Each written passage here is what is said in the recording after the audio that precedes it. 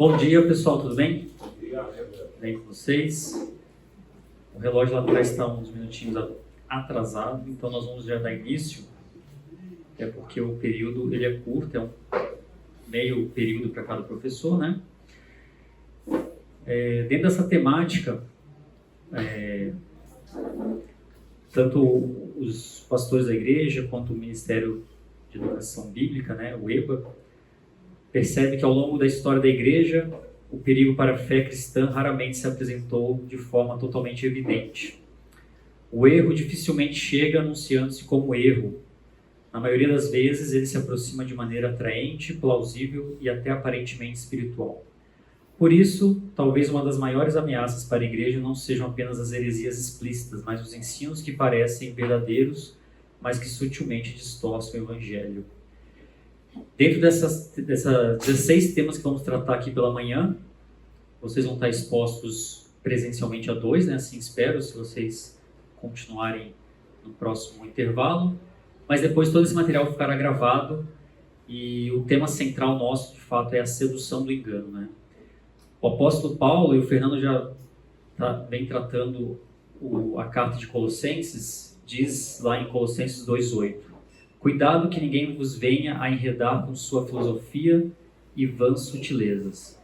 Aquilo que nós vemos hoje em muitos movimentos ditos evangélicos, cristãos, não é novidade. A gente vai perceber aqui, espero eu, ao longo desses 40 minutos, que muito daquilo que a gente tem visto, muito que nós temos ouvido, presenciado, de fato faz parte de algo que o apóstolo já se preocupava, que a igreja, nos primórdios, já tinha voltado sua atenção para os perigos, essa sedução do engano, aquilo que pode nos enredar com filosofias e vãs sutilezas.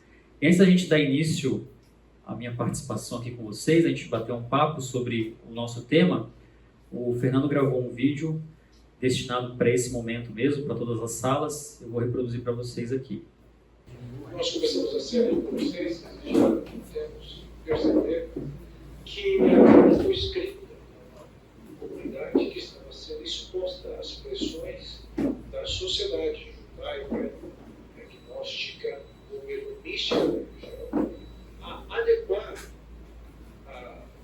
a fé cristã aos tribos deles.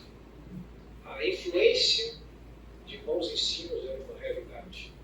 Vou lembrar o que Paulo fala em 1 Coríntios capítulo 15, quando ele escreve do risco apresentado por uma doutrina falsa. Ele diz as más conversações corrompem os bons costumes.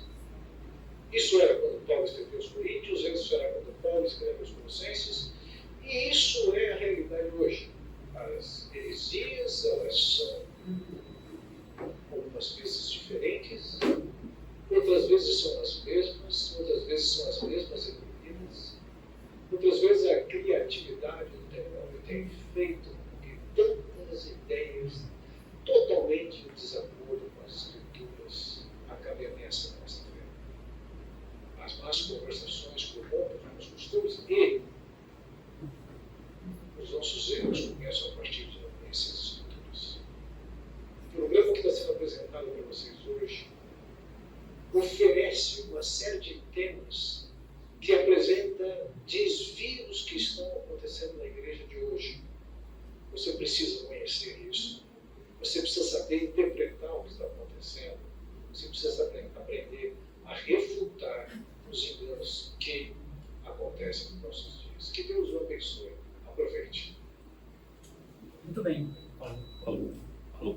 Muito bem. Dito isso, né, até um incentivo da Escola Bíblica que você depois acesse o conteúdo no YouTube, as plataformas digitais da igreja, para poder aproveitar os demais 14 temas que vocês não ouviram hoje, mas estarão disponíveis. Dentro dessa temática, o nosso assunto aqui é bem espinhoso.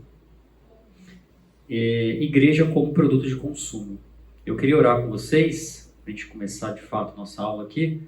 Deus, muito obrigado por essa manhã, obrigado por todos os professores que se dedicaram em temas tão difíceis, tão delicados.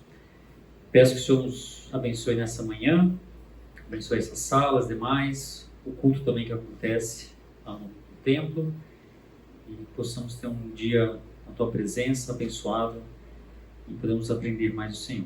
Em nome do teu filho amado Jesus, amém. Eu queria fazer uma pergunta para vocês, aproveitar que a sala está tão grande assim. O que vem na cabeça de vocês quando vocês ouvem igreja como produto de consumo? Igreja de hoje? O que mais? Igreja como um clube. Como um clube? Igreja como network. Igreja como network. Estou repetindo aqui por causa da gravação, tá, gente? Não é por dislexia, não. Só para... Pessoas que não se envolvem. Pessoas que não se envolvem, talvez como um clube, né? Só que clube as pessoas às vezes se envolvem socialmente, né? Participam do bingo e tal. Acho que é igreja que entretém. Igreja que entretém. Entretenimento, né? O que mais? Network de trabalho. Network de trabalho. Algo mais? Quando você não tem nada mais para fazer. Quando não tem nada mais para fazer, vou para a igreja, né? Vamos ver o que tem de programação disponível. Aposenta. Para quem aposenta? Tá certo. Escolha aquela que faz bem pra mim. Escolher aquela que faz bem para mim. Muito bom. Bom, para responder isso daqui, para ajudar a gente a pensar um pouquinho, eu pensei em definir primeiro esses 3 termos: igreja, produto e consumo. A definição que eu encontrei aqui que nos ajuda, a primeira delas, igreja, acho que todos têm pelo menos que convivem mais tempo aqui na nossa igreja, na igreja fonte, né? Sabe que a igreja ela vem do grego eclésia, né? Chamados para fora. Igreja de fato é o quê? Uma comunidade dos chamados por Deus, reunidos em Cristo para adorá-lo, viver em comunhão e cumprir sua missão no mundo. O que ela é de fato? Definimos rapidamente aqui. Ela é corpo. Se ela é corpo, não é plateia. Né? Foi um pouco que vocês falaram aqui. Ela é família. Se é família, não é público. É um templo vivo. Se ela é um templo vivo, não há espaço para consumo.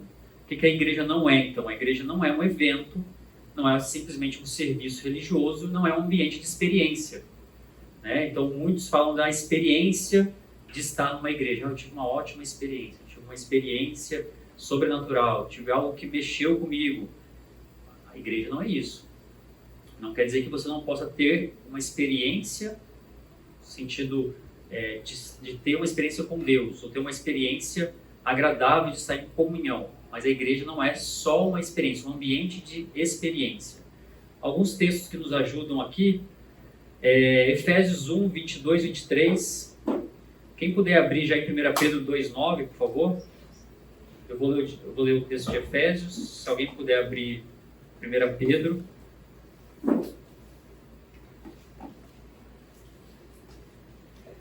Efésios 1, 22, 23 vai dizer assim: e pôs todas as coisas debaixo dos pés, e, para ser o cabeça sobre todas as coisas, o deu à igreja, o qual é o seu corpo, a plenitude daquele que a tudo enche em todas as coisas. Cristo é o cabeça desse corpo, dessa igreja que nós falamos aqui. 1 Pedro 2,9, quem achou? Vocês, porém, são geração eleita, sacerdócio real, nação santa, povo exclusivo de Deus para anunciar as grandezas daqueles que o chamou das trevas para a sua maravilhosa luz. Muito bem, nós passamos como igreja a ser esse povo que Pedro diz que vocês agora são essa nação santa, vocês são povo de propriedade exclusiva de Deus. Igreja, então, se você for estudar eclesiologia, que é o estudo da igreja, você vai compreender, isso não em apenas 40 minutos, em poucos minutos, mas numa aula inteira, o papel da igreja. A igreja é, de fato, esse grupo de pessoas, esse ajuntamento dos chamados para fora para levar a mensagem do evangelho, do reino, para todas as nações. Segunda coisa que nós podemos definir, o que é um produto, então? Se a igreja é isso, um produto é o quê? O produto é algo que é oferecido, avaliado ou consumido por um valor percebido. Quem é da área de administração aí? Não, ninguém? Nossa, só eu, só. Quando você vai estudar sobre produtos, sobre valor, sobre serviço, você percebe isso. Produto é algo que é oferecido e a pessoa que adquire aquele produto, aquele serviço, ela avalia aquilo, ela tem um valor percebido sobre aquilo. Se você vai na prateleira do supermercado, você vai comprar uma peça de carne, você vai avaliar aquele preço, comparar, e você vai ver que é algo que é mensurável, é algo que é comparável e é adaptável à demanda para atender o consumidor. Novamente, você vai no supermercado, você tem uma variedade de produtos e você, como consumidor daquele produto, você vai ver se aquilo é adaptável aos seus próprios interesses. Então, alguém comentou aqui sobre você ir na igreja que mais te agrada. Não sei se foi o alemão que comentou, né? Então, o produto é isso. Eu vou frequentar aquela igreja, não mais vendo ela como corpo, como família, como um templo vivo, mas sim como um ambiente de experiência. Isso me agrada ou não me agrada? E a partir desse momento, a igreja passa a tornar um produto. O serviço oferecido pela igreja, seja desde a salinha do CMA, né, a nossa igreja aqui, desde os programas para adolescentes, programas para jovens, programas culto, né, que é o grande foco, né, e programa para os aposentados, como foi dito aqui, você vai ver assim, isso me agrada como consumidor ou não? E a terceira palavra que aparece aqui na igreja como produto de consumo, o que é o consumo? Senão a busca de um benefício pessoal, uma satisfação imediata, sem necessariamente um compromisso proporcional. Então, quando você fala em consumo, quando você consome alguma coisa, você consome para um benefício pessoal. Foi falado aqui sobre clubes, né? Você faz uso de ser sócio de um clube para consumir, para satisfação sua e da sua família, quer seja em esportes, lazer, alimentação, festas que um clube pode oferecer, sem necessariamente um compromisso proporcional. Nem todos que estão aqui no clube, não sei quantos frequentam clubes, né, clubes sociais, você é sócio do clube, mas você não faz parte da diretoria, você não se envolve na limpeza, você não se envolve na organização, você vai lá, frequenta aquele ambiente, consome e não tem um compromisso proporcional. É, de fato, aqui a centralidade da experiência do eu, né? Como que eu vou buscar o maior conforto, a minha maior satisfação. Você ter, de fato, essa experiência com baixo compromisso e muitas vezes com alta rotatividade. Tudo bem? Acender um alerta aí sobre essas definições ajudam? Eu queria trazer um outro título para essa aula, mas eu fui barrado pelo diretor da escola bíblica, que é Pequenas Igrejas, Grandes Negócios. Né? Os velhos que acordam de manhã para assistir Globo Rural, no intervalo passa um programa ali, né? Pequenas... Como é que é? Pequenas empresas, grandes negócios. E muitas vezes é isso que acontece. São igrejas, pode ser grandes igrejas também, grandes negócios, em que o serviço a Deus, o culto a Deus virou um grande negócio. Não só pela captação de recursos, mas muitas vezes como esse ambiente social moldado, programado, para que o usuário tenha a melhor experiência possível para ele. E a figura de um culto a Deus, um culto racional, ela foge, né? E aí onde a igreja é negócio, ela é moldada pela lógica do mercado. O que o mercado está ditando? Quais são as diretrizes que o mercado, no caso dito evangélico, está dizendo? Onde a igreja é moldada por essa lógica de mercado, os membros são tratados como o quê? Clientes, consumidores. Você é um cliente, você é um consumidor. Nada mais do que isso. E onde o membro é tratado como cliente, consumidor, a mensagem e o programa são adaptados para agradar. Não se fala mais de pecado. Por que eu vou desagradar o meu cliente? Você vai num clube para você ser confrontado por algum erro seu? Não. Você vai no shopping para você ver lá que você não pode pagar aqueles produtos? Não. Você parcela em quantas vezes necessário. Você vai ser bem tratado. Você vai ser... o programa ele vai ser adaptado para a sua realidade, para aquilo que te satisfaz. O que implica quase sempre em quê? Quando tem alguém querendo comprar alguma coisa, o que tem do outro lado? Ninguém na administração mesmo, assim, ninguém gosta. É lei da oferta e da demanda, né? Então, se você tem alguém querendo comprar, você tem alguém querendo vender. E quando nós temos alguém querendo vender, nós temos líderes que usurpam da sua posição em detrimento de fiéis, esses consumidores cegos na sua própria pecaminosidade. E o problema, de fato, ele não é novo. Como foi dito aqui, né, eu falei do versículo 8 de Colossenses 2, cuidado, né? Tome cuidado por aqueles que querem enredar com as suas vãs sutilezas.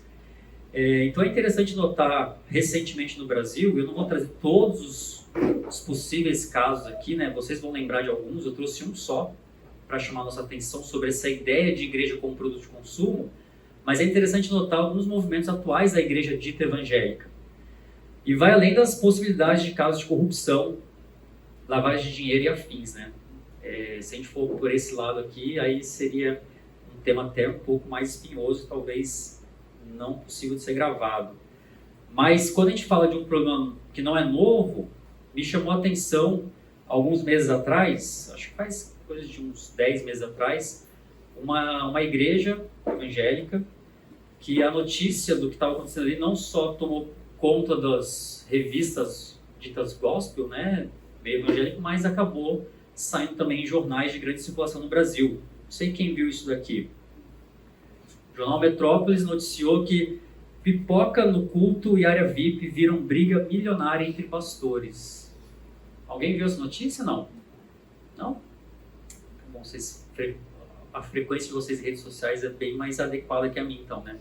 Eu acabei tendo acesso a isso aqui e eu vou passar um vídeo para vocês verem. Vou ver se vai sair o som também.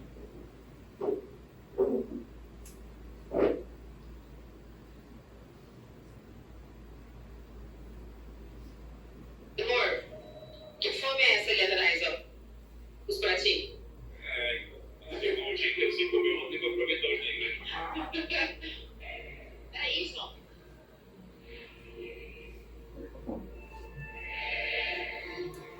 A gente tá na parte de trás, dos bastidores aqui, tudo, ó. É um telão grandão, vocês vão ver o tamanho. Isso porque lá fora ainda tá lotado.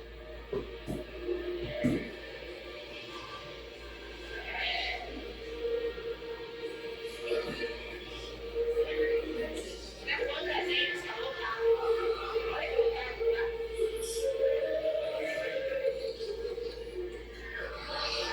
Tamanho do palco.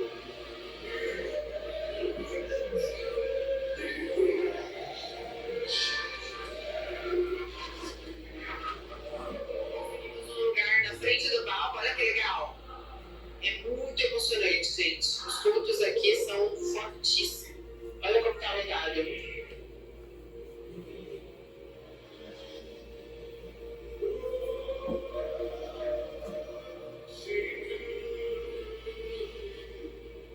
Do nada, o David Leonardo, no meio do culto, resolveu pedir pra galera sentar aqui na frente, porque a igreja lotou tanto que não tinha lugar. Aí ele falou que dó, galera que tá sem lugar sentar. Tá bom, né? Já chocou, né? Já fiz minha parte aqui, né?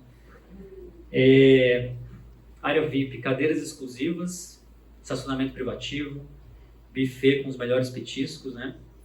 Banheiros separados e o critério para acesso, obviamente, é quem ora mais em casa, quem tem mais tempo de leitura e oração, né? E dedicação na palavra de Deus. Pelo contrário, não sei se vocês conhecem esse casal que apareceu inicialmente no vídeo ali, é o Thiago Nigro e a Mayra Card. Eles são influências digitais na área de finanças, na área de moda, etc. Popularidade, valor da oferta, dízimo. Aqui, por exemplo, nessa sala só teria um irmão que teria acesso a isso, né, Rodolfo?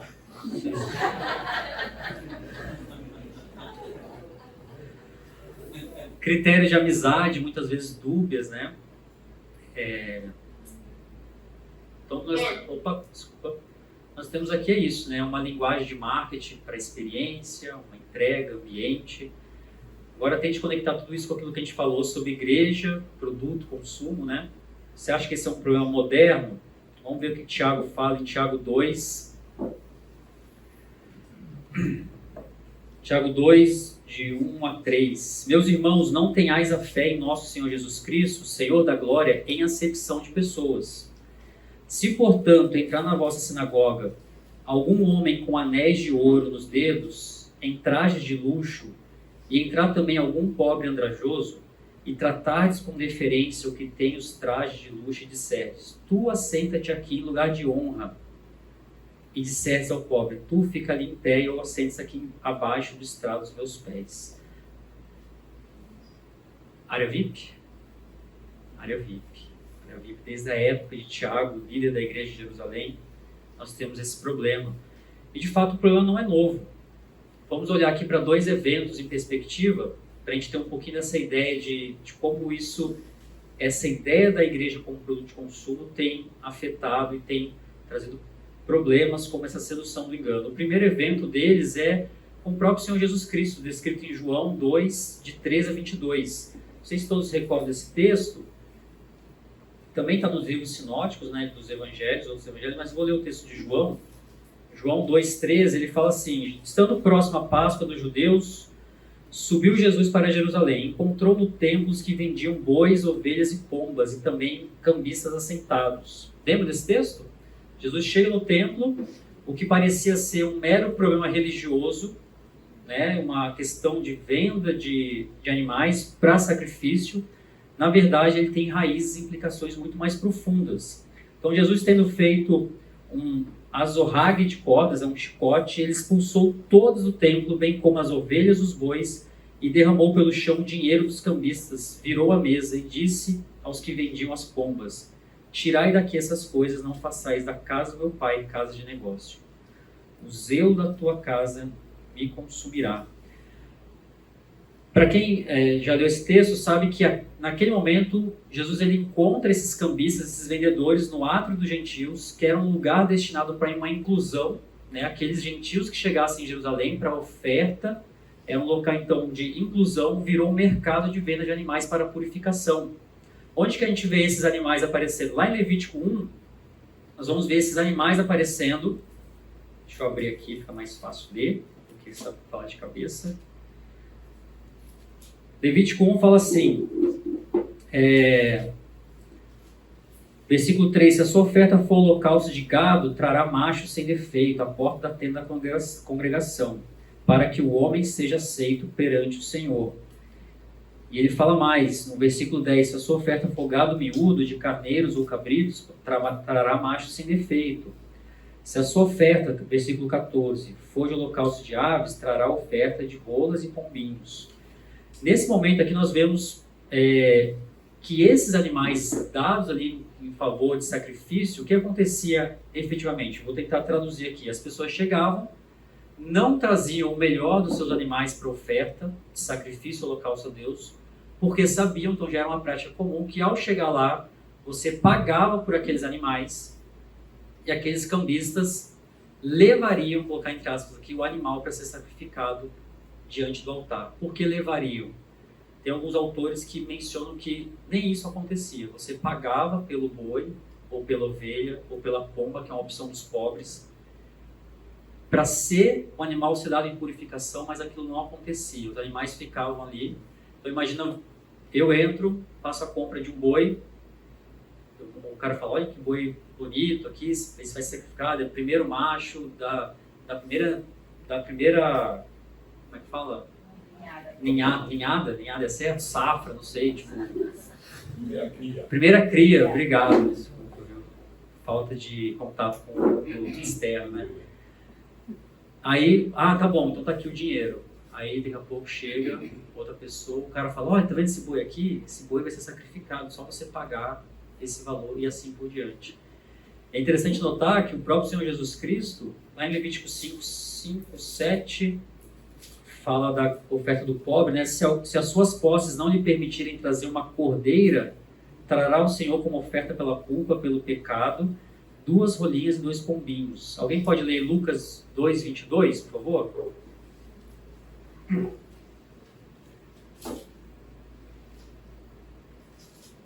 Passados os dias da purificação deles, segundo a lei de Moisés, levaram-no a Jerusalém para o apresentarem ao Senhor, conforme que está escrito na lei do Senhor. Todo primogênito do Senhor será consagrado.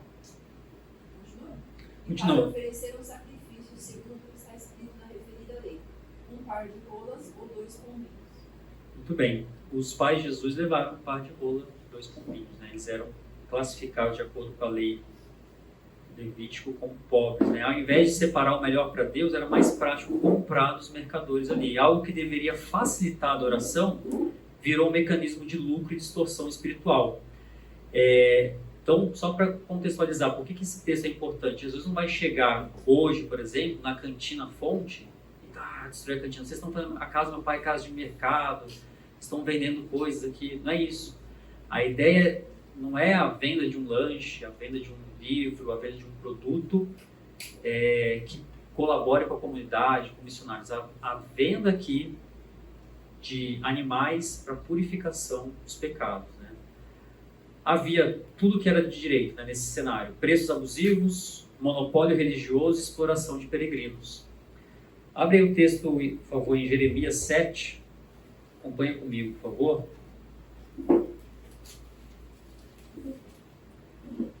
A palavra da parte do Senhor foi dita a Jeremias. Põe-te à porta da casa do Senhor e proclama-lhe essa palavra e diz: ouvi a palavra do Senhor, todos Judá, vós que entrais por essas portas para adorares ao Senhor. Versículo 5. Mas se deveras emendares os vossos caminhos, as vossas obras, se deveras praticares a justiça, cada um com o seu próximo, se não oprimides o estrangeiro, o órfão, a viúva, nem derramardes sangue inocente neste lugar, nem andais após outros deuses para vós.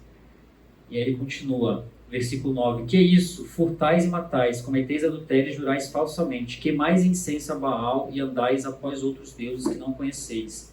E depois vindes e vocês põem diante de mim nesta casa que se chama pelo meu nome e dizeis: estamos salvos, sim, só para continuares a praticar essas abominações. Será essa casa que se chama pelo meu nome um covil de salteadores. É isso que Jesus fala para eles, né? Aos vossos olhos, eis que eu mesmo vi isto, diz o Senhor. A ideia aqui é essa ideia de consumo que já acontecia naquele tempo, naquela época de Jesus. Um outro cenário que se apresenta para a gente aqui, outra parte da história, está já avançando no tempo, em 1500, ali com Martinho Lutero e a Reforma Protestante. Sem adentrar aqui nos eventos da época, exatamente, né, mas é importante destacar que a igreja fazia venda de indulgências para livrar a alma dos fiéis do purgatório. Então, se no templo Jesus o sacrifício virou comércio, na época de Lutero o perdão virou comércio também. Em Jesus o sistema religioso explorava as pessoas. Na época de Lutero a igreja explora os fiéis. Na época de Jesus o dinheiro era mediado para ter acesso espiritual. Na época de Lutero o dinheiro ele comprava graça, né? Em Jesus o espaço sagrado foi corrompido. Em Lutero a doutrina foi corrompida. Então é interessante notar que ao longo da história nós vimos Tiago falando sobre isso, vimos Paulo alertando os colossenses sobre isso, vimos o próprio Senhor Jesus Cristo lidando com essa situação, vimos mais para frente, 1500, Martinho Lutero lidando com a situação, a Reforma Protestante, e hoje em dia parece que muita coisa mudou. Talvez aquilo que o Fernando falou logo no começo do vídeo, né? Uma roupagem nova. São novas facetas do mesmo problema. E onde está o problema, de fato? Talvez você possa perguntar, mas qual que é o problema? Por que essa ideia tão absurda, porque olhar um vídeo de uma área VIP soou normal para alguém? Não soa normal. Por que essa ideia tão absurda ela pode parecer tão convincente ou atraente para as pessoas?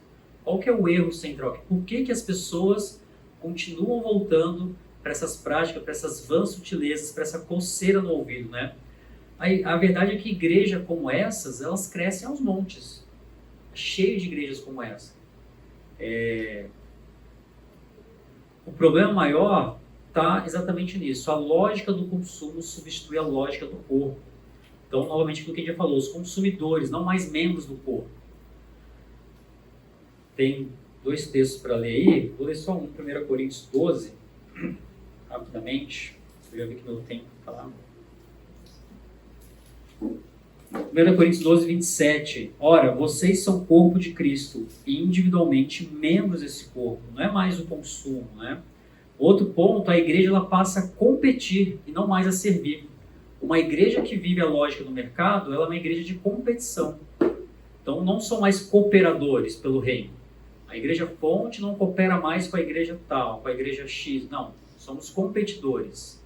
Então, competidores de like, de visualizações no YouTube, de briga entre pastores, discussões inflamadas. A igreja tira essa vertente de ser um farol para o reino, quando ela vira um farol para si mesmo. Eu quero mais fiéis para a minha congregação. Outro ponto, os líderes, eles cedem a demandas modernas. Então você vai ler lá em Judas, um livro antes aí do Apocalipse, você tem o livro de Judas, ele vai dizer assim, lá em Judas 12, esses homens, quem são esses homens? Os líderes são como rochas submersas em vossas festas de fraternidade, banqueteando-se juntos sem qualquer recato, pastores que a si mesmos se apacentam, nuvens sem águas impelidos pelo vento, árvores em plena estação de frutos, destes desprovidos, duplamente mortas e desarraigadas. São líderes que cedem às dinâmicas do mercado, né? Quando o povo quer consumo, sempre tem líder que quer vender esse consumo.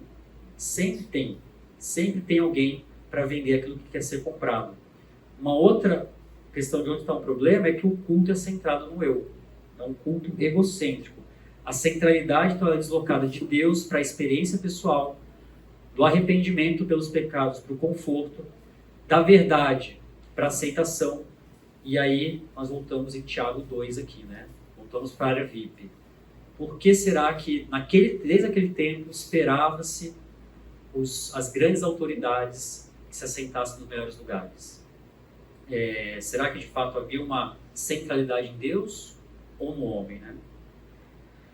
E aí eu lembrei de um texto aqui que você fala assim, não tem nada a ver esse texto, mas tem a ver. Esse cenário da igreja brasileira, ele me remete a uma situação do texto de 1 Samuel 8. Não sei se vocês se lembram, não vou ler inteiro aqui, mas 1 Samuel 8, o povo faz o quê para Samuel? Queremos um rei. Nós queremos ser como as outras nações. Queremos um rei como todas as nações têm um rei. Samuel alerta o povo que o rei fará o que bem desejar. Olha, vocês querem um rei? Primeiro Samuel consulta Deus e Deus fala, dá um rei para eles. Samuel fala assim, olha, o rei ele vai tomar suas filhas, seus bens, suas posses. E mesmo assim, o povo fala, nós queremos um rei. Nós não queremos ser uma teocracia mais, nós queremos ser uma monarquia. Israel não pediu apenas um rei, ele pediu um substituto visível para Deus. Motivados por comparação, desejo de se encaixar, querendo ser como as outras nações. A igreja atual, falo atual porque está falando do passado sempre, mas a igreja atual parece clamar constantemente por esse simulacro da verdadeira adoração e do culto a Deus. Nós queremos ser como os demais, nós queremos um show, nós queremos luzes, nós queremos pirotecnia. Aquilo que Deus desejava, que era um coração contrito, um culto racional, é substituído por estratagemas para cativar o público, né? E Samuel ele fala, olha, a conta vai chegar. Deus fala, Samuel fala para eles, a conta vai chegar. Vocês querem um rei como as outras nações? A conta vai chegar. E a proposta aqui do povo não era porque eles entendiam que a monarquia, etc. Não. Estavam cegos espiritualmente. E muitas vezes a igreja, que é para ser corpo de Deus, que é para ser um farol no mundo caído, está tão cega e tão voltada para suas próprias percepções, para o seu eu, que não percebe que está trocando a imagem do Deus invisível por estratagemas visíveis. Tudo bem? Qual que é a resposta bíblica nossa para isso? Eu coloquei 4 problemas aqui, né? A lógica do consumo, a competição, líderes que cedem demandas modernas e o culto centrado no eu. Qual que é a resposta bíblica para isso? Os cristãos não são clientes, mas sim corpo. Nós falamos disso várias vezes aqui. Já li o texto de 1 Coríntios com vocês. Ser corpo de Cristo, igreja, é muito mais do que vir em programas, cultos, ser servido. É servir com os dons e talentos. É negar a si mesmo, trocar o conforto e conveniência por renúncia, transformação. As igrejas não devem dividir o reino, mas servir o reino. A igreja com I minúsculo, né? A fonte é uma igreja com I minúsculo. E demais, estão todas ligadas à igreja com I maiúsculo. A igreja, corpo de Deus, né? Corpo de Cristo. Então é muito triste ver igrejas nas redes sociais que competem por espaços midiáticos, que compram canais de TV, que compram espaços em programas, que disputam fiéis. Na lógica do mercado, não sei se vocês sabem, abra aí em Apocalipse, eu vou abrir esse texto aqui. É que eu estou perto de Judas já, é mais fácil chegar em Apocalipse. Apocalipse 18, 9 a 13. Quando a grande Babilônia cai, fala assim: ora, chorarão e se lamentarão sobre ela os reis da terra, que com ela se prostituíram e viveram em luxúria, quando virem a fumaça do seu incêndio. E conservando-se de longe pelo medo do seu tormento, dizem: ai, ai tu, grande cidade Babilônia, tu, poderosa cidade, pois em uma só hora chegou o teu juízo. E sobre ela chora e planteiam quem? Os mercadores da terra, porque ninguém mais compra sua mercadoria. Ele fala de diversas mercadorias, lá no versículo 13 ele fala: canela de cheiro, especiarias, incenso, unguento, bálsamo, vinho, azeite, flor de farinha, trigo, gados e ovelhas e cavalos, de carros, de escravos e até almas humanas. Não tenho dúvida nenhuma que a igreja, com I minúsculo, em algum momento faz parte desse mercado, dessa grande Babilônia que chora porque ninguém mais compra almas humanas. As igrejas não mais prosperam o reino, elas dividem o reino com essa venda de almas humanas. A resposta bíblica está em líderes, não que vivem para si mesmos, né? Essas que nós lemos em Judas, né? Que se apacentam a si mesmos, mas líderes que sacrificam por suas ovelhas, que honram o papel de conduzir pessoas em direção a Cristo, sendo servos, imitando o exemplo de Cristo com seus discípulos, como Cristo fez com seus discípulos, né? Lavando os pés dos discípulos, sendo fiel até a morte. Coloquei alguns textos aqui para depois vocês lerem, mas a ideia é exatamente essa. Líderes que de fato se sacrificam por suas ovelhas. Não é líderes que andam em jatinho, que têm mansões, que têm camarim, que têm, que mais? Tantas regalias que não tem cheiro de ovelha. Calma que eu tenho 3 minutos ainda. Calma aí, Elcio. Por último, né, um culto centrado em Deus. Tirar o ego e colocar Deus no centro, né? Ser igreja e de fato proclamar o reino para todas as pessoas. Passa muito mais por uma igreja primitiva, de Atos 2:42, do que uma igreja moderna. Então, nesse caso, o primitivo ele é muito mais verdadeiro do que a igreja moderna se propõe a ser, né? Não havia espaço para espetáculos, preferências. O que era pregado ali era doutrina, comunhão, partir do pão e orações. É isso que era pregado na igreja primitiva. Troca-se a expectativa de agradar a homens por um desejo genuíno de adorar a Deus. Tudo bem? Aplicação para a gente aqui, para finalizar. Para você, para cada um de nós. Troque o consumo por compromisso. Sirva, discipule, aprenda, comungue com seus irmãos. Troque preferência por submissão. Não avalie programas, cultos, celebrações pelos que oferecem. Nem tudo vai ser do seu agrado. Não é que não foi feito para agradar você. Não sei se vocês sabem disso, né? Será que eu escolho a igreja como restaurante? Eu avalio o culto, né? Esse culto hoje foi abençoado, né? Não, esse culto não mexeu comigo. Ore pelos seus líderes.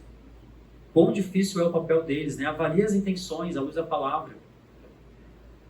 E, no mais, tenha Deus no centro da adoração. Culto racional, ter o centro, como o próprio apóstolo Paulo e Pedro vão falar sobre a adoração como tem que ser. Para concluindo mesmo, o perigo está em fazermos da igreja um centro comercial de expectativas e experiências pessoais. A resposta bíblica está em reconhecer-me como parte do corpo e ciente de quem Deus de fato é.